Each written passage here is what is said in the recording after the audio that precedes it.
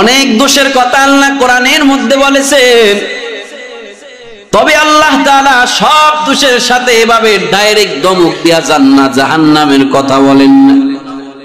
আমার তেলাওয়াতকৃত আয়াতের মধ্যে আল্লাহ বলেন, ওয়াইলুল লিকুল্লি হুমাযাতিল লুমাযা আল্লাযী জামাআ মালান ওয়া আদ্দাদা।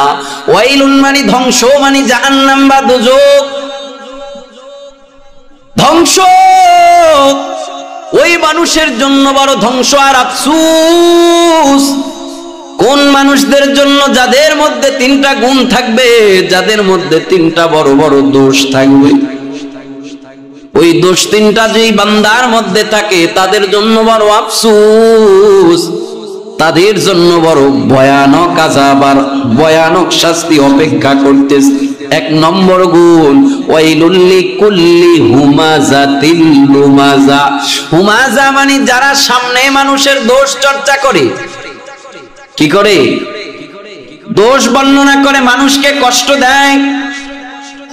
লুমাযা মানে যারা পিছনে পিছনে মানুষের দোষ বর্ণনা করে, মানুষকে কষ্ট দেয়। এক কথায় একটা আছে মানুষের সামনাসামনি দোষ বর্ণনা করে, সামনাসামনি কষ্ট দেওয়া। আরেকটা হলো পিছনে পিছনে দোষ অনুসন্ধান করা। অনুসন্ধান করেই ক্ষান্ত নয়, অনুসন্ধান করেও আবার সেটা অন্যের নিকট প্রকাশও করে, বলেও বেড়ায়। আল্লাহ বলে সাবধান, সামনে পিছনে মানুষের দোষগুলো বর্ণনা করা। দোষ বর্ণনা করে করে মানুষকে কষ্ট দেওয়া, গীবত, শিকায়েত, পরনিন্দাকারীরা সাবধান। আমার বান্দার দোষগুলো তুই অন্যের কাছে প্রচার করতেছ, আমার বান্দারে সামনাসামনি দোষারোপ করে তুই কষ্ট দিতেছ, সাবধান। মনে রাখবি তোর জন্য আমি আল্লাহর শাস্তিটা অপেক্ষা করতেছে। কেমন শাস্তি জানো? নারুল্লাহিল মুকাদা, যে শাস্তি, যে আগুন আমি আল্লাহ নিজে জ্বালাইছি, যে আগুনের ভয়ানকতা এত বেশি এত বেশি। ওই আগুনের ভয়ানকতাটা হলো এমন। দুনিয়ার আগুনের ভয়ানকতাটা কি জানো? একটা মানুষ 1 ঘন্টা আগুনের মধ্যে পড়ছে, এরপরেও মানুষটা পুরে ছাই হয়ে গেছে। 1 ঘন্টার আগেই তার দুনিয়া থেকে চিরবিদায়। আধা ঘন্টা পড়ার পর মানুষটা মরে গেছে, কিন্তু এখনো তার ওই দেহের উপরে আগুন জ্বলে। তবে তার দেহে আর টের পায় না, কারণ তার মরণ হয়ে গেছে। এখনো পর্যন্ত আগুন জ্বলতেছে, কিন্তু বান্দার খবর নাই, কারণ রূহ বের হয়ে গেছে।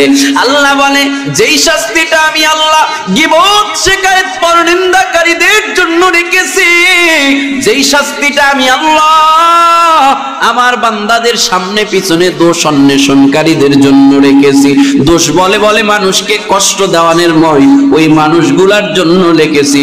ওই আগুনটা হলো এমন আগুন, যেই আগুনটা আমি জ্বালাইছি, যেই আগুনটা জ্বলতেই থাকবে, জ্বলতেই থাকবে। দুনিয়ার আগুনে যেমন পুরে বান্দা ছাই হয়ে যায়, মরণ হয়ে যায়, বলে আমার ওই আগুনে বান্দার মরণ হবে না, বান্দাটা জ্বলতেই থাকবে, জ্বলতেই থাকবে।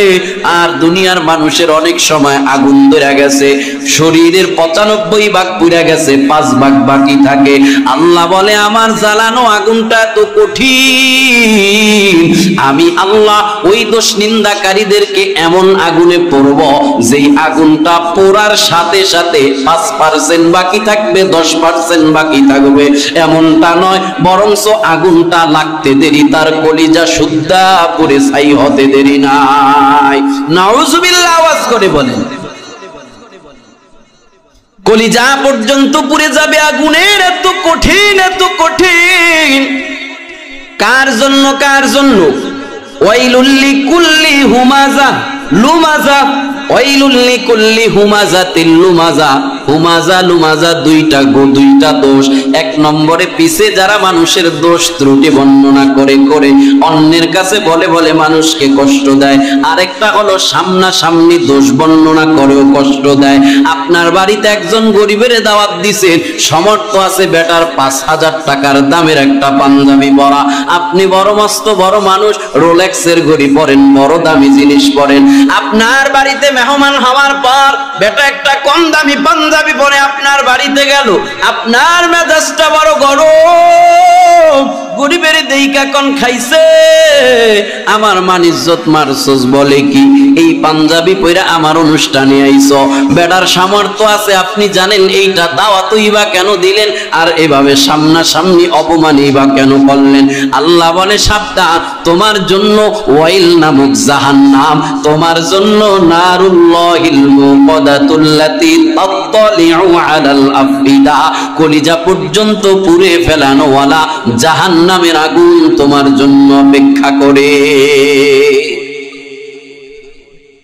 দাওয়াতই বা কেন দিলেন তারে আবার আপনার ইজ্জতের পামসার হয়ে গেছে এই আমার অনুষ্ঠানে এটা পরে আইলি একটা ভালো জামা পরে আইতে পারছ না আসনা নাই এরকম গীবতের সরাসরি আপনি জানেনও না গীবত কত মারাত্মক জিনিস নবী আমার বলে ইন্নাল গীবাতা আশাদ্দু মিনাজ জিনা জিনা করাটারে আপনি যেমন বড় গুনাহ মনে করেন জিনা করা যেমন বড় গুনাহ মনে করেন নবী আমার বলে জিনা করার কি বড় গুনাহ চায়ের দোকানে বইসা চায়ের চুমুক লাগাইয়া আরেকজনের কাছে তুমি আরেকজনের দোষ ত্রুটি বইলা বইলা মজা নাও বলে প্রত্যেকটা গীবতে বলায় বলায় তোমার আমলনামায় জিনার চাইতেও বেশি গুনাহ লেখা হইতেছে গুনাহ জিনার চাইতেও বেশি গুনাহ তোমার আমলনামায় গীবত এমন মারাত্মক জিনিস যাত্রাবাড়ির হযরত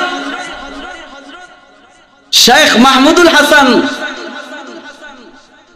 দামাত বারাকাতুহু প্রায় বলেন মস্ত বড় আলেম জমানার এখন হুজুর বলেন যে গীবত সমাজে এখন হয়ে গেছে ঘি আর ভাতের মতো ঘি আর গরম ভাত কেমন মজা কি বলেন ঘিটা একটু আইনা থাকে লবণ ছাড়া একটু লবণ দিয়া দেন গরম ভাত আর একেবারে খাঁটি গাওয়া ঘি সাথে একটু লবণ কেমন মজা হ্যাঁ খান নাই কোনদিন আপনারা ঘি দিয়া ভাত দিয়া খান নাই হ্যাঁ মজা আছে না নেই ঘি আর ভাত গরম ভাত যেমন মজা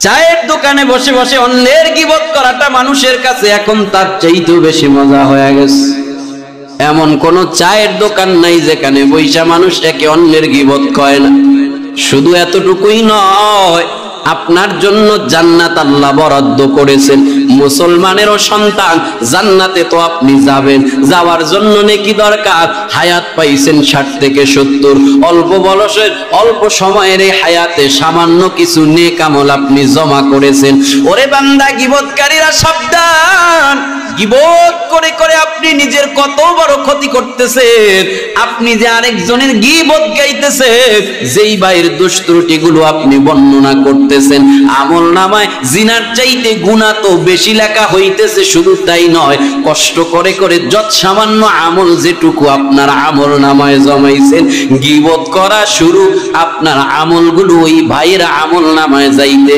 দেরি নাই কষ্ট করে যা আমল জমাইছেন তাও যেই ভাইয়ের গীবত করতেছেন তার আমলনামায় চলে যাইতেছে